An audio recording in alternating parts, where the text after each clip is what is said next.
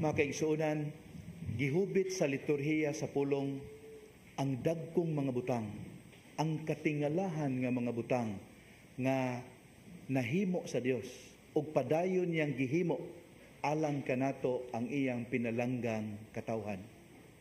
Apan subong palandungon nga kasagaran ato kining gibaliwala. Daw wala ta makaamgo niini.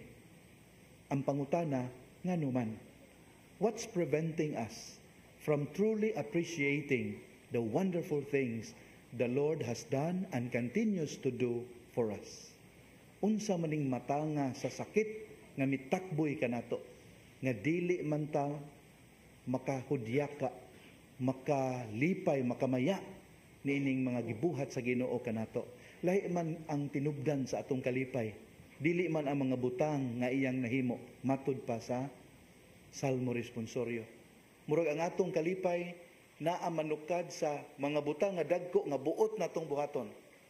Nya mao po na hinungdan daghan nato ang masuluboon kay wa pa man nato mabuhat. Di ba ang tawag ana ambisyon? Makiigsuonan, ang tubag ana usara, spiritual blindness.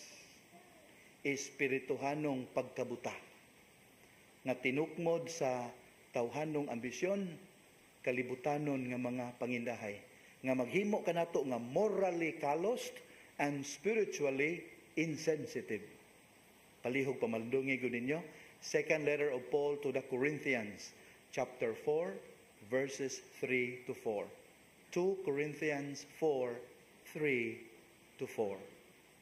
Makiigsuonan, kung atong tanawon ang panig-ingnan ni Bartimeo, daghan kitag makatunan gikan kaniya. Natanawa, unsay gihimo niya? Wa gyud siya magpapugong. Niadtong mga tao nga buot mo diskaril sa iyang tinguha nga makighimamat sa Ginoo. Di ba gitabangan siya badlong? Gitabangan siya pahilom, ayog saba, ayog sa muka ang magtutudlo. Nagpadala siya, wala. Gipabaga niya ang iyang naong ug nagpabungol-bungol siya sa mga hulhog sa katawhan. What about us? Murag dili man na mooy ato ang gibuhat. Dali ra makaita masulsulan sa dautan. Dali ra kaitang muhatag og bili sa opinyon sa uban. Nya di ta muhatag og bili unsay opinyon sa Ginoo mahitungod kanato. Mo na nga imbis makaigsunan ato ang buhaton unsay matuod, imbis atong ipadayag ang atong pagtuo nga di ta maulaw, magpasulabi ang atong kaikog. Magpasulabi ang atong tinguha nga way mahiubos nato. Magpasulabi ang tinguha nato nga way dili mauyon nato. So ang resulta, di na ta makakita sa kabubuton sa Dios alang kanato. Spiritual blindness. Hinumlum na kong sugilanon, diha ko no'y nagda siyang sakyanan makiigsunan, nagbiyahe siya dito sa Trans Central, o niya, grabe ang fog. Unsay Bisaya sa fog? Oh, grabe ang fog, di yun makita, asang daan ko di makita. Pero nalipay siya, kay dihay nag-una niya. So may hukom siya nga, sunod lang yung kuan eh. Wa mo siya makita yung daan. Sunod lang kuan eh, maluwas lang yung kuan eh. Sunod-sunod siya. Taod-taod nga biyahe makigsuunan, uy, ni hunong magkalit ang nasing atubangan, nadumbol niya. Minaog ang tag-iya sa kinang tubangan, pero kalma nang utanabay, nga nang imo magong gidumbol. Ang nakadumbol, imbis kalma, mo may nasuko. Nga nung ni hunong masakang ugkalit diya. Nasuko po din noon itong nadumbulan, umingon, ang di ko mahunong, nga diyan naman ko sa kong grahe.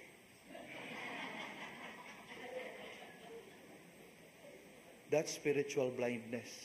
Sunod-sunod ta sa naandan sa kalibutan, sa panon, sa public opinion, the tide of public opinion. Yan ita kabantay nga sama sa kadaghanan, namumo na sad ta.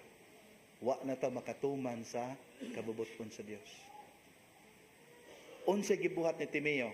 Sa dihang gitawag na siya sa Ginoo, naa siya gibuhat nga unthinkable alang sa usa ka buta ug sa makalilimos. Ang sige nga sa Ebanghelyo, iyang gi set aside ang iyahang kupo. Nya matud pa sa mga eksperto sa kasulatan makaigsunan kani day kuno mga beggars kaniadto labi na mga buta kani ilang kupo mo na ilang ihiklad silang atubangan samtang galingkod daplins daan nya adto iitsa sa mga pilgrims sa mga tawo nga buot mo exercise og acts of charity ang ilang hinabang nya ilahatong puyoson mo to ilang gamiton aron magpadayon silang mabuhi imbis iyang puyoson unsay gibuhat niya labay wala na ni bilitanan. Ang importante gyud nga gitawag ko sa akong gitinguha nga mahimamat ang Ginoo. Mao na gihimo ni Bartimeo. Kita ato ubang gisalikway ang tanan nga nakababag nato sa pagpakigsuon sa Ginoo? Ato bang gihiklin sa daplin? Subo palandungon makaigsuonan nga sa makadaghan mas atong gipili ang angay isalikway. Unya ang angay hangupon nga maong Ginoo mo'y atong gihimong second in line. That's the sad truth. Ug mauna nga kitang tanan ato ang kunon naata ng spiritual blindness. So unsay hagit sa Ginoo alang kanato atong sunon ang panagiingnan ni Bartimeo. Sa dihang giayo na siya sa Ginoo, nakita na niya ang iyang gipangandoy. Unsay gibuhat dayon niya? Immediately, he followed the Lord. Mauusab unta kita. Kana gani makaamgota makaigsuonan nga sayop ko anida. Kana ganing nai-enlightenment si Lord nga ako ning usbon be. Ang atong buhaton dayon, immediately we act on it. Sama ni Bartimeo. Di na to unya-unyaon. Kay kana graced opportunity na nga mabag-o ta. Mausab ta. So that we can see again. So that we can see God clearly and we can follow Him more nearly and we can love Him more dearly. Inikalawat nato ato hangyoon ang Ginoo, Lord, ang amo rang gipangayo nimo nini among panagtigom karon is not for us to be seen by people.